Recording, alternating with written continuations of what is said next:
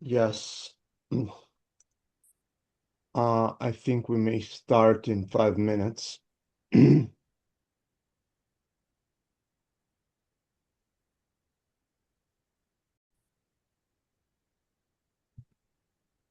Uh, uh, Dear colleagues, let's start our today's talk. Our um, speaker is Binbin from Hubei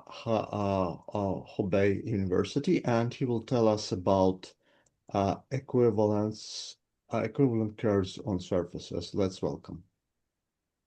Okay, thank you very much. Thanks for the invitation, and it's a pleasure to speak in Moscow Beijing topology seminar. It's my first time to join this series of seminar. So the talk today is about curves on surfaces. So let me first say something about surface.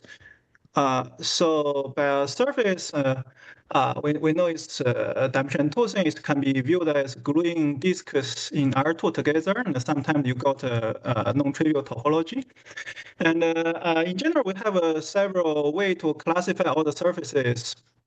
So one way is by asking whether the surface is oriented or not. So we have this torus and Klein bottle give us the two different cases. Also, we can ask whether the surface has a boundary or not. So on the left-hand side, you have three surface without boundary, and on the other side, you have a surface with boundary.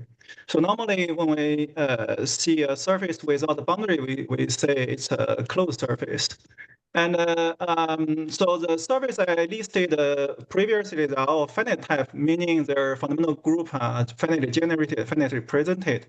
So here you may have more, let's say, beyond the imagination, the surface beyond the imagination, like infinite type surface. So you have the infinite generated fundamental group, and this is also classified by adding the type of ends to the Euro topology invariant, as we have maybe know the genus or the number of boundaries. So anyway, so today in our talk, we will focus on closed-oriented surface of finite type, meaning the only topology invariant we care about is a genus. Okay, so there's no boundary and it's oriented. Okay, so in this picture, this is the surface of genus 5. And we also ask the Euler characteristic of the surface to be negative, meaning the genus should be at least 2. So there are two reasons for doing this. So first, so we want to study the curve on surfaces, and for genus 1 on the torus, the curves are already well studied, and all the curves are simple, meaning with no self-intersection. You can the homotopy class of all the curves are simple. I mean, they are classified by the rational numbers with the infinity. Okay, so this is the one thing, and when we move further to the genus 2 case, and then things getting complicated. And for simple curve, it's also studied in some series of works. But now curves can have a self-intersection, which make a situation more complicated. So this is the one reason we will assume G to be at least 2. For another reason is in this case, we can use hyperbolic geometry to help us. Although in this talk, I will only focus on topology, but there's in some part of the research, we can use a tool from hyperbolic geometry and to make a discussion easier. Okay, so this is the part of a setup. And we consider a curve on surface. So a curve on surface is simply, mathematically, it's just a map from S1 to the surface. Here I give 3 examples. So this is the genus 4 surface, and I draw the 3 curve on surface. The dashed line meaning the going from the back. Okay. So we also consider curves up to homotopy, meaning we allow the curve to, if you think about the image and can move continuously on the surface. So here I can show some picture, like you can move the curves continuously. So you can see some curve can shrink to a point, like the red one, and the other two, although you have to prove it, but we can understand there's no way you can shrink the sine curve and the orange curve to a point. So as a convention in this talk, we care only the curves which are homotopically non-trivial, meaning we don't care about the curve like red ones. We only care about those the other two curves, let's say. And we will always consider curves up to homotopy, and we will denote a curve gamma, the homotopy class of the curve gamma by the bracket gamma. Okay, so this is some setup. Okay, there's one question. Sorry. No question. No. It's not a Okay. question. Yeah, it's not a question. Yeah. Never Okay. mind. Yeah. So It's not a so question. these are sorry. Oh, so this is just a setup, and one question we may ask is why we care about the curves, right? So, so there are several. One important reason is curves play an important role in study of surfaces in all different point of view. Like in topology, we can study the homomorphism of surface through curves. So basically, the way we study homomorphism is we cut the surface into pieces like a disk, and then study the image of each piece and then glue them back. So this way we can describe all the homomorphism of surface. But when we cut, we usually cut surface along some curves, some simple curves. And in geometry, we can also use curve to describe the geometric structure on the surface. Like in hyperbolic geometry, we use curve to give the so-called functional Nielsen coordinate for the Teichmüller space. And when we study the flow, like say the geodesic flow on the surface with some Riemannian structure or maybe hyperbolic structure, normally the leaf, the orbits will be curved on surface. Sometimes the periodic one will be the closed curves. Okay, so really we see curves everywhere when we study surface. So we will discuss two, let's say we separate into two cases. One is the simple case and the other general case. And our main result is focused on the general case, meaning we will consider the curve with self-intersection. So this part, for the simple case, normally we consider the curve without the self-intersection. It's also called a simple curve. I will talk about the simple case first. One is to recall some background, and the other reason is there's some technique we used for the general case is inspired by what we have done for the simple case. Okay.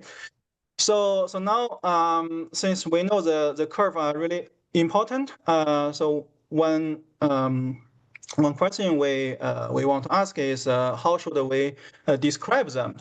So one way we describe them is through the intersection. So the idea is kind of similar to what we do for the geometry. Like when we describe points on the plane, we usually choose some reference point and then use give any point. We use the distance to those reference points to tell where we are. So here, the idea is also something like we choose some curve and then as a reference curve, and then for the other curve, we look how those curves intersect this reference curve, and then try to give a kind of a coordinate system or parametrization for all the curves. So this is the main idea. So let me first make the intersection more precise. So so one observation is so first we observe that on the surface when we look at those homotopic non-trivial curves, there are some curve with self-intersection, some without. So this can only happen when genus bigger or equal to 2. So let me repeat this. To define the intersection, we use the following way. So we consider all the curves are parameterized by S1, and before taking the homotopy class. And then when the two curves intersect, that means there are point appear on the image on both sides. So we will have two parameters in S1. So alpha S will equals beta T. So this will be an intersection between alpha and beta. So we can't, oh, sorry, it should be alpha prime S equals beta prime T. So then we can deform, we count how many of this pair. That means how many times this alpha prime and the beta prime intersect. And then we can deform alpha prime and the beta prime in the homotopy class and look for the minimal number. So this will be the intersection number between the two homotopy class. So let me give you one example. So here we have two curves. For the moment, you can think these two curves are alpha prime and beta prime. They have 1, 2, 3, 4, 5, 6, 7, 8 intersection point.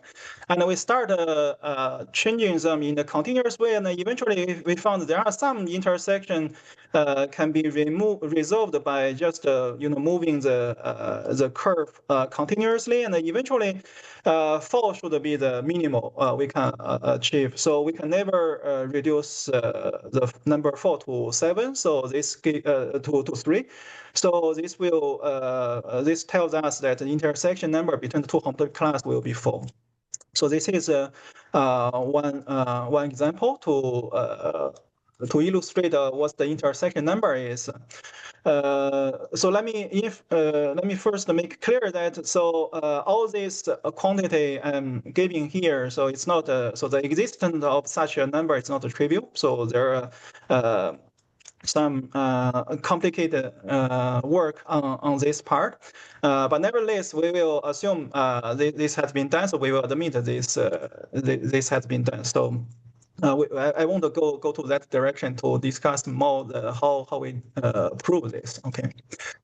And when we take the two homotopy class to be the same, then we observe that the intersection number will be an even number. So the reason is whenever you have a self-intersection, because our definition is kind of like take a two copy of this curve and then trying to study the intersection. So whenever we have a self-intersection, we will have two intersection between the two copy came out, and then this makes the intersection number between a homotopy class or curve with itself to be an even number. So a K-curve here is simply when we look the self-intersection and we found a 2K, and then we will call the curve is K-curve. Okay, so simply look at its self-intersection numbers. Okay, so this is some the zero curves are usually called a simple curve, meaning when you have a curve, you can deform it continuously on the surface, and eventually there's no self-intersection of this curve up here. Okay. So before moving to the more technical part, or maybe to the description on curves, so let me first review what I just said, using a curve to describe homomorphism of surface to get some idea about how we are going to do on curves. Okay, so when we study homomorphism on surface so we observe that when we look at the disk, okay, so it's easy to study the homomorphism of a disk to itself up to homotopy, simply determined by the boundary, by the map, restriction of map to the boundary. And this is true for any dimension. So here, let me start by dimension 1. So we know when we look at the homomorphism of an interval to itself, and it's determined by what happened to the map to the on the to boundary point up to homotopy. Okay, so this is completely determined by this. So there are two ones exchange these 2 points, the others fix those points.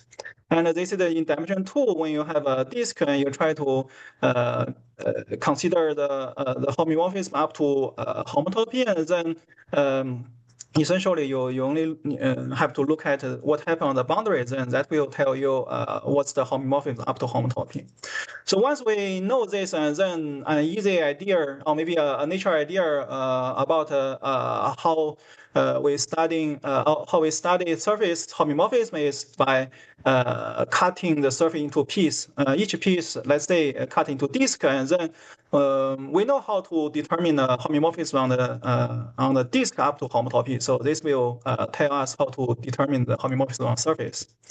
And to cut the surface into piece, what we use is simple curves. Okay, so those curve without the self intersection, and so when we try to choose as many as we want, we also want the curve are pairwise non-homotopy to each other.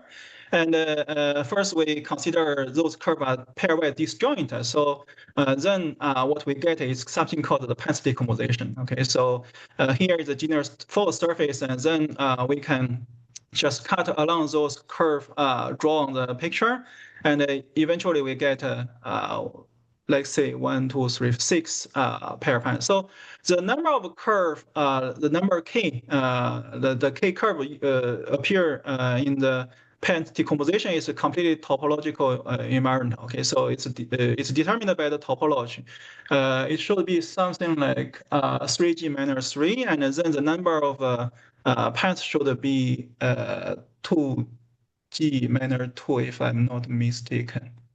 Anyway, so this is the some thing about the Pence decomposition.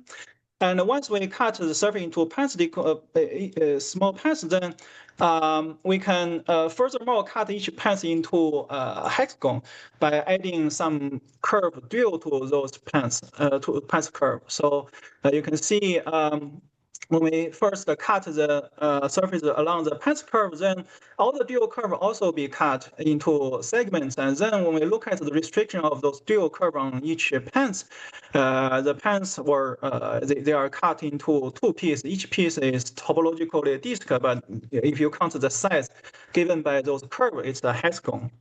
So this is what we end up with. Okay, so now when we try to study the homomorphism, we just look at how the curve are sent to, because each piece is determined by its boundary. So when we know where the boundary are sent to, then we know what happened in each hexagon up to homotopy. So this is the story about how we determine the homomorphism of surface using curves. Okay, so we can determine a homomorphism of surface up to homotopy by looking at the restriction to of the homomorphism on these curves, the Pence curve and the dual curves. And we want to follow the same idea to describe curves on surfaces using those Pence decomposition and dual curves. But in order to do this, we have to make some modification. Okay, so we try to let's say make each Pence curve to be a little bit thicker to get a cylinder. So this is what we have done. So we still have the Pence curve, but now each Pence curve we take a cylinder neighborhood to get a cylinder as a subsurface on the surface. So we have such a picture. And if we cut along the boundary of the cylinder and also the dual curve, what we get is a bunch of Pence and cylinders. So this is what we call the Pence cylinder decomposition. So now we can describe a simple curve on the surface in the following way. So the idea is given any simple curve, we try to make it going along the shadow area as much as possible. Okay, so in general, you cannot put a curve entirely in the shadowed part, but nonetheless, we can just move locally. Okay, so make it as going through a shadow area as much as possible, and ask whenever the curve want to leave the shadow area, we ask it to leave through the cylinder part. Okay, so it's only leave the shadow area from the cylinder part, and then we can get a way to describe all the simple curve on the surface. So this is the picture. So whenever you have for example, here you have a curve, part of the curve. When you cut along the surface along the Pence curve, and then you got a segment in the curve we want to study, and then we use the homotopy to make it's in the Pence, it's going in the along the shadowed area. And when it want to leave the shadowed part, it's only leave in the cylinder part. Okay, so now it became twisting around the cylinder part and going through the path from boundary to boundary. So this is the picture we want to have after doing the homotopy on the curves. And in the end, what we found in each path, okay, so when we cut along those boundary of cylinder and the dual curve, what we got is a path and a cylinder. So in the path part, the restriction of each simple curve will simply be a segment going from boundary to boundary, and they are pairwise disjoint. So in this way, we know how to describe them, right? So it's just, they will be completely determined by the intersection number with the boundary of the pair paths. And in the cylinder part, then there will be twist we have to study. So there are, the first is a generic case, and the last two is just for complete. So some special case we have to complete the argument. So so we can see since we study the simple curve, meaning there's no self-intersection. So all the segment passing through the cylinder, the twist will following the same orientation. Otherwise, it will have self-intersection, which will appear in will be the self-intersection for the curves. This is contradict to our assumption on the simple curve. So then we know how to describe the simple curve on surface. Simply, we have to know how many times it intersects the path curve and how many times it twists in each around each path curve. So these are called the intersection number and the twisting number. So this will give us the coordinate for the curve space. So here, let me give you one example. So on the first picture on the bottom, so there are two arcs and two segments going through the cylinder. So one twist 3 times, the other twist 2 times. So in total, what I got is 5 times. And of course, the twisting, you need to have some orientation to distinguish the two way of twisting around the cylinder. So if you choose one to be the positive and the other should be negative. And so this is the setup. And for the two special case, we just saying they intersect they twist around the cylinder is 1. Okay, so this is just some convention we make. And as a summary, what we have done for simple curve is simply we choose a path decomposition and enhance it into a path cylinder decomposition. And then we have this coordinate system for the simple curve on surface. So for any simple curve, we just send it to this 2k numbers. So the first k number are just the intersection between alpha and each path curve, and the second k numbers, they are just the twisting number of alpha along each path curve. Okay, so this is what we call the Dunn-Thurston coordinate. So we can see that in the so when the curve have no self-intersection, things are easy because whenever you have part of the curve appear in some region, because you don't have self-intersection, it's kind of restrict where you can go in the next, right? So you cannot cross what already appear. Otherwise, you will have a self-intersection. So that's why in this case it's kind of simple, and you can just use this number to give a coordinate system on the surface. So the map is well defined. So let me just make a remark. So it's well defined for generic curve. So there may be some ambiguity when you consider, for example, the path curve, right? So it's also a curve. So this can be resolved by making some convention. But in general, this map is well behaved. Okay. Anyway, so So this is a story about a simple curve. So everything looks fine. And then this helps us a lot when we study, for example, the mapping class group action on the Teichner space, and maybe the structure of the mapping class group. So we use this coordinate a lot to make a lot of advance on these things. So now let's move to the curve with self-intersection. Now the k, we want k to be bigger or equal to 1.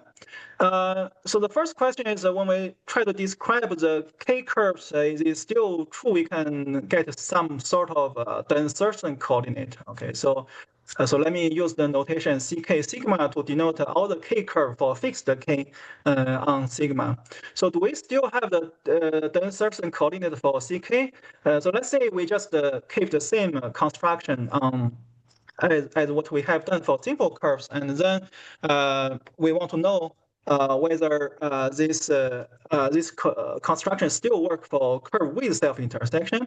And the answer is no, because you may cross the cylinder as before, but with some intersection appear in the cylinder, and then the twisting cannot tell you whether intersect or not in the cylinder part. So this is something we cannot do. So in general, if you just use the same construction, there will be some difficulty to tell apart two curve with self-intersection. They can intersect all the paths with the same number, but they can intersect themselves differently. So this is the idea. So now one may wondering, so okay, so maybe we can add some more simple curves to the reference system to see whether we can we can tell apart the two curves with self-intersection. And the answer is still no. And I will give you some example later.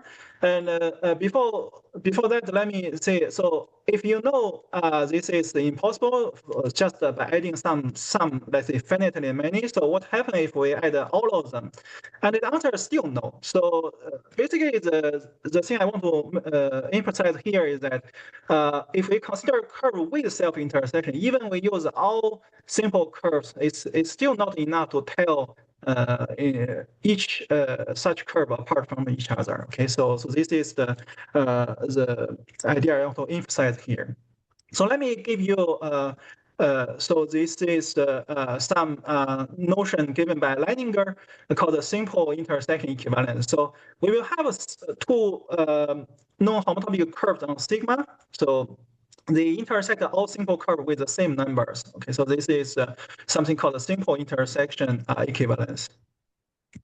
Okay, so this is also called the zero equivalence in our paper, since we study basically for any k, right? So this is the k equals 0 case, and the insertion coordinate does not work here anymore. So this is because of this equivalence. So you cannot tell alpha and beta when the two curves are equivalent to each other. You cannot tell them apart by simply look at their intersection with the simple curves. So this is one example. So these two curves are almost the same, except above the second genus, the orange one just going parallelly, and the cyan one going like there's a cross here. So if you want to tell the two curves apart from each other, you have to be able to tell whether you going in that region in the parallel way or in the crossing way. And to do this, you need this black segment to tell. But then the black segment, if you want to use it to tell the crossing, then you have to going in between the two parallel segment, right? So this black segment I draw here must be contained in any curve which can be used to tell these two curves apart from each other. But then you can see the black segment already have one self intersection. So this self intersection you cannot remove So this is the thing I want to mention. Let me just repeat. So the idea I want to emphasize here is that whenever you use a curve to tell this orange and sine curve apart from each other, this curve must have at least one self-intersection. And this means whenever you use a curve without a self-intersection, you can never tell these two curves apart from each other. So this is one example to show the simple intersection equivalent curve does exist. Okay. And so now we move to next level. So we can generalize the simple intersection equivalent to the K equivalence curve. So basically it means whenever we have two curves in sigma and we consider any K curve and look at alpha and beta, the intersection with this K curve gamma, if these two intersection number are always the same, then we say alpha and beta are K equivalents and denoted by the sim K. Okay, so this is the notation. So this notion is first formulated by Calvin in his study on curves on pair pants. So this is a special case. And so that's the topological sphere with three boundary. Okay, with three holes. And second is that in a way you can understand this K equivalence as a obstruction about whether we can tell curves apart from each other by looking at their intersection with other curves. Okay, so if we really want to use intersection with the reference curve to give a coordinate system on the space of curves, then this equivalence for all the K's will be the obstruction. So this is the K equivalent curve I mentioned in the abstract. Okay, so of course I have shown you the zero equivalence. Now I have to convince you that indeed we can have a K equivalence curve for all the K's. Okay, so for any given K. So here is an example. You can see this example is kind of like generalized from what we have done previously, and now. The two curves are kind of like more complicated with it's not only intersect. It's generally is formulated by like two parallel segments, right? So, but these two parallel segments in previously they only intersect once. Now they intersect a lot. Okay, so following same idea, we can see if we want to tell these two curves apart from each other, we have to study what happened in the red region. And to do this, we need such a black segment. And this segment must be contained in any curve can be used to tell this orange one, the sine one apart from each other. So, so this means this curve will have at least, let's say, four. Can you remind me what is K? Here I haven't give any K yet, so I'm just trying to draw And this what thing. is K? What is K by definition? K is the half of the self-intersection number. Oh, Okay. if you look at the curve self, so you look at the picture, you look at the curve in the minimal self-intersecting position, you count the number of double points. So that's the K. Okay. So for example, in the black segment, if you fix the two endpoint, it self-intersect 1, 2, 3, 4, 5 times. Okay.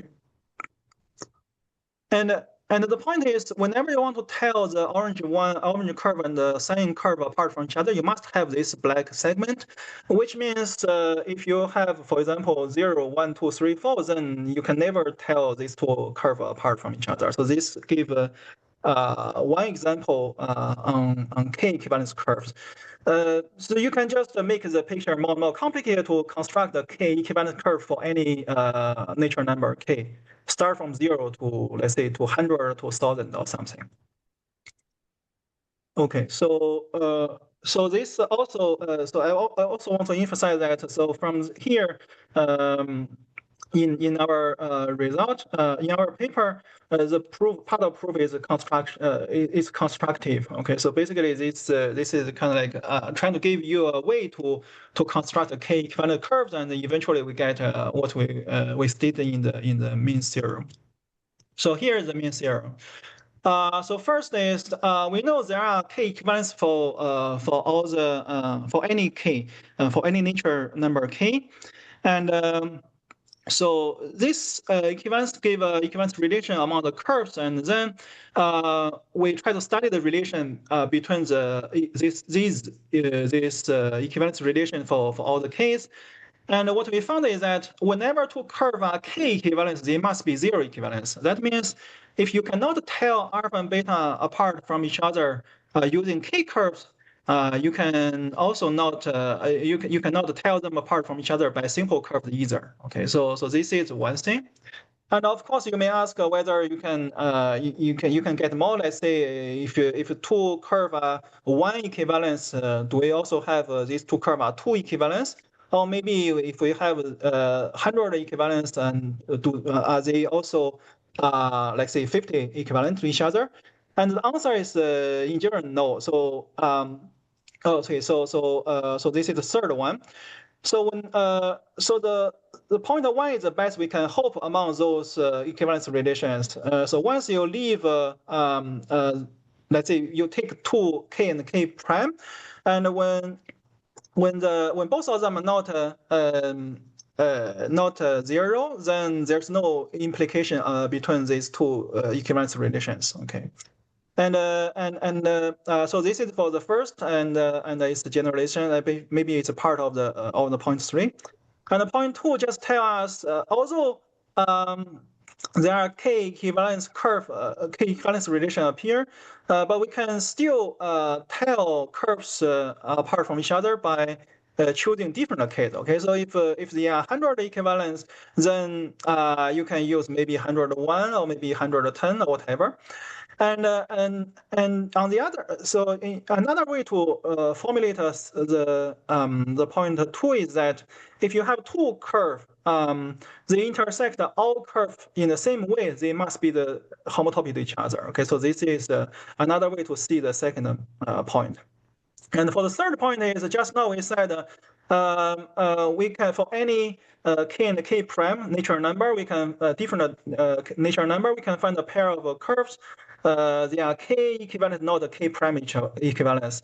But we can also enhance this to a subset, finite subset of nature number. Let's say if we take a k and a k prime, the capital K and the capital K prime, they are subset of non-zero nature numbers with empty intersection.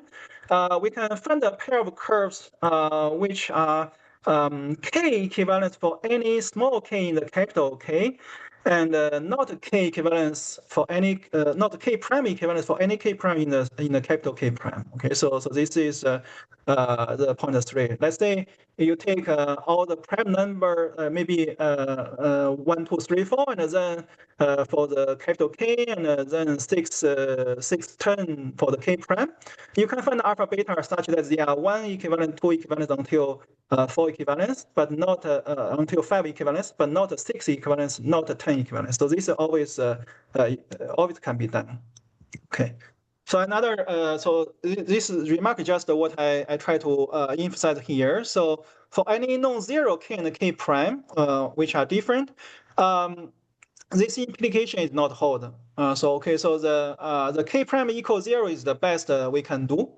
So when k and k prime not 0, then this implication is never hold.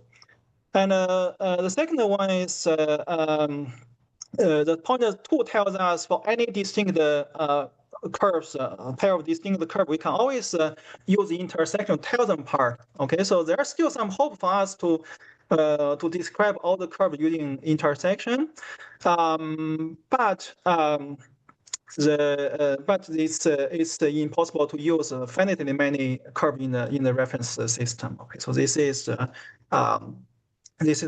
the three remarks.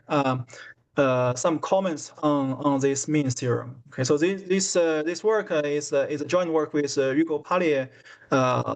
So let me just I forgot to mention this. Okay.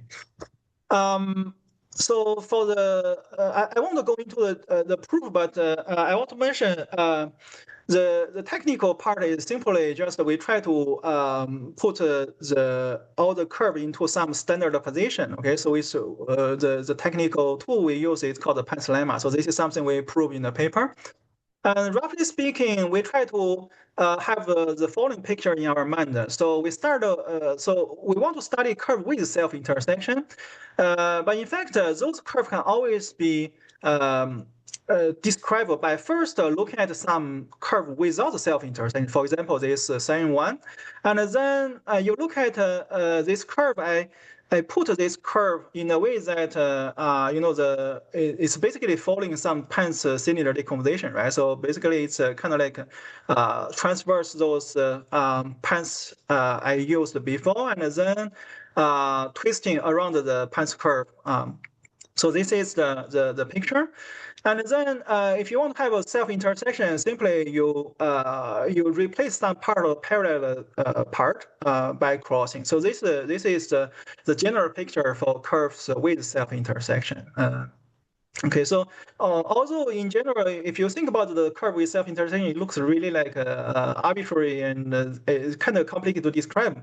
But after homotopy, you can always organize this curve in a way that it's almost follow simple one, except in the twisting part, you have some crossing. So this is the first comments I want to make about our result. Okay, so curved with self-intersection, you can always think it as a simple curve with some crossing. I use x here. Okay, so this is the first thing, and the second one is if you think the curve with self-intersection as a combination between simple curve and the crossings, then it's we may have some idea to describe the curve with self-intersection, right? So first you describe what's the simple curve, then you describe what's the crossing, and then you have the complete description of the curve with self-intersection.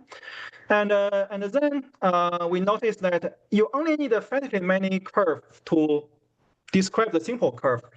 So when you have a curve with self-intersection carried by some simple curve, the simple ones can be described using finitely many curves. It's just think about the dense Thurston coordinate. Okay, so you can use finitely many simple curve to describe those simple curve carries the curve we want to study. And to determine the crossing, you need infinite many because essentially you need roughly the mapping class group orbits. Okay, so whenever you have a curve, for example, let me just go back to the to this picture. So you see when you have this black segment tail, let's say it's part of the curve I use to determine distinguish those two colored curve. When I apply a mapping class group action on these two colored curves, then my black curve should also be modified. So it will not be. Let's say if the let me use so if this part you going on the top, you do a dent twist here, and then. Let me just draw the picture, and then the original black curve will not be able to tell the two curve apart. You also have to twist the black one, and then in order to tell the new pair apart from each other. Okay, so this is the idea. So you cannot use one to tell the crossing whenever. So roughly you need a mapping class group orbits of this this curve to in order to be able to get a reference system. Okay. Okay, so right.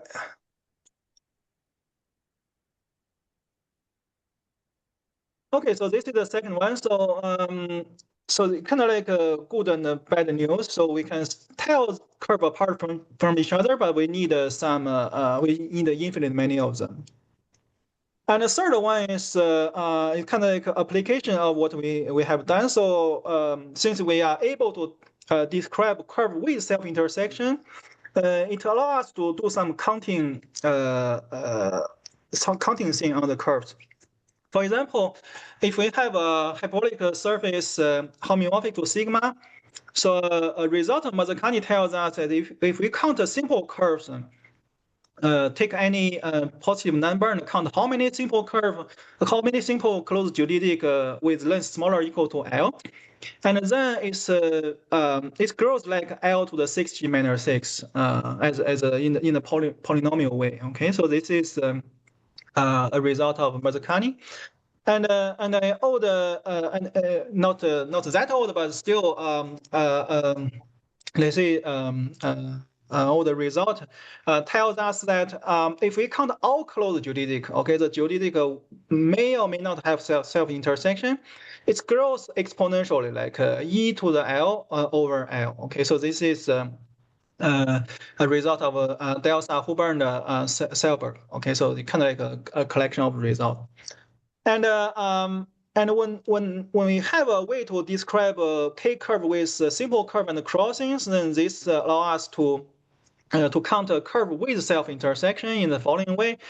So we can still define this number. Now we count the curve with oh, sorry, it's not C0, it should be CK. Okay, so given any K, we count a K curve, a K geodetic with length smaller or equal to L. So this gave it also grows roughly like L to the 6G minus 6, and the ratio is denoted by AS to SK. And if we take the ratio between ASK and AS0, it will be some integers. It's kind of easy to understand because, like I said, the only difference between curve with self-intersection and without self-intersection is the crossing.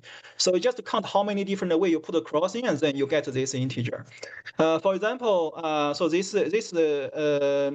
when we take k equals 1, then you got a 6g minus 6. When k equals 2, you got it's some polynomial of g. Okay, so this is let me see that. This work already appeared in Erlandson and Soto's work. They have some result on counting geodetics on hyperbolic surfaces, where they studied the geodetic with self-intersection. Okay, so this is this is the good thing.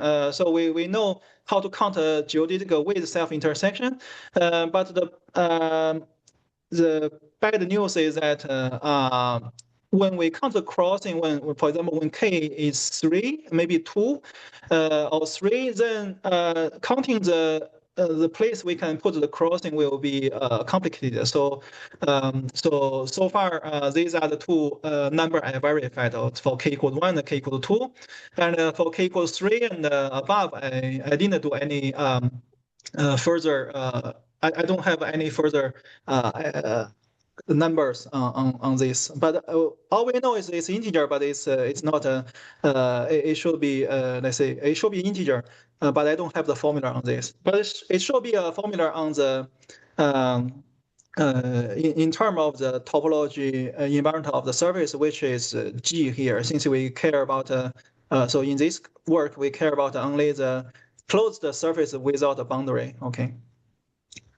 Okay, so this is some comments on the K curves, and the last one is this work can also be generalized further to currents. So when we talk about the intersection,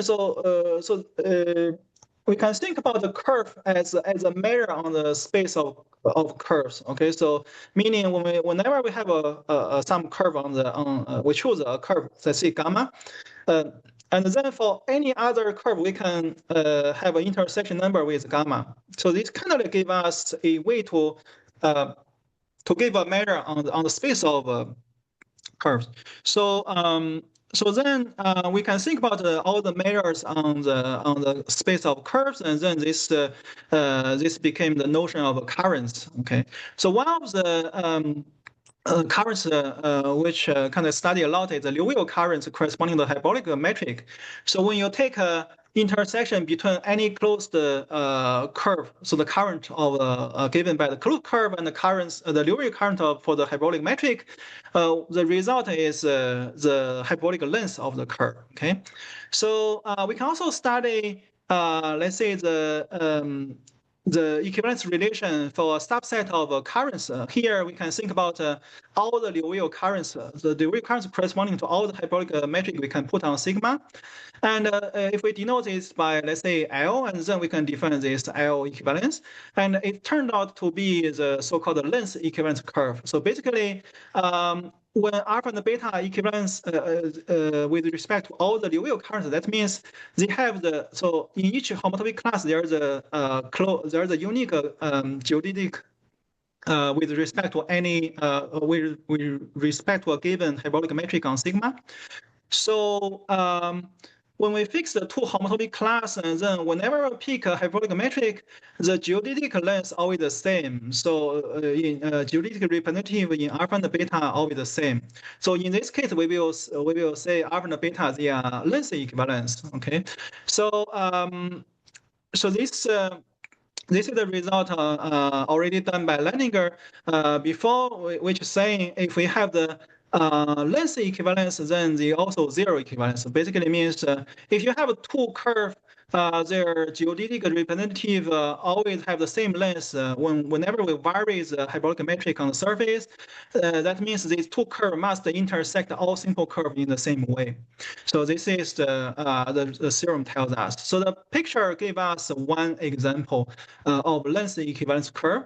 So you can see the curve on the left is just containing the pair pants, and in each pair pants, they're always so this is a hyperbolic pair pants, which is a topological sphere with three holes, but now the three boundaries are simple closed geodetic. And in every such hyperbolic surface with boundary, there always a involution isometry given by exchange the two hexagon, right? So when we exchange the two hexagon, the orange curve became the sine curve, and when we do this, we know it's isometry, so these two metrics are always the same. So that means it doesn't matter which how long the boundary curve is. These two homotopy class, when we study them, their geodetic representative always have the same length. So this gives us the length equivalence curves, a pair of length equivalent curve.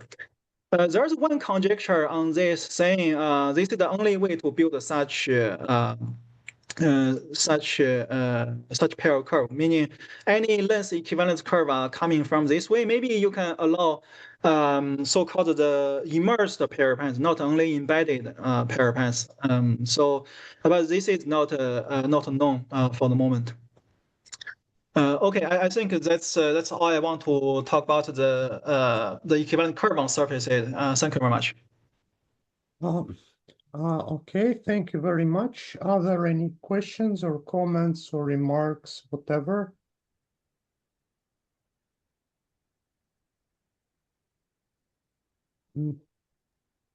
Hello, Professor Xu. Hello. Excuse me. I want to give a comment that your work today you introduced. I think it is very similar to the Vasily invariant, and especially when you talk about the K equivalent, it is very similar to when we talk about the two knot. Is it maybe we can say it is equivalent by some Vasily invariant with n order, and I think it's very related about that topic. Thank you. Thank you. So, sorry. So this is some. So you are talking about some invariant for knots, right? So Yes. Actually, when we think of two knot, it is almost the same, but except for one crossing, and we think there is a singular time. The crossing it is self intersect itself with it is a singular time from the left hand of the crossing to the right hand of the crossing, you know. And Oh, yeah. we used we think it used Vasilyev's invariant relation, very similar to the Jones polynomial. Its scaling relation, such like that. We can connect them to each other, and if you use the relation, we can get maybe like the Jones polynomial invariant, such like that. And you know, Yes. for the higher order, maybe the two knots cannot this, but actually it is very it is maybe not similar. For the higher order invariant maybe we can distinguish the two knot, but for the lower one, it may be not. So it has a infinite.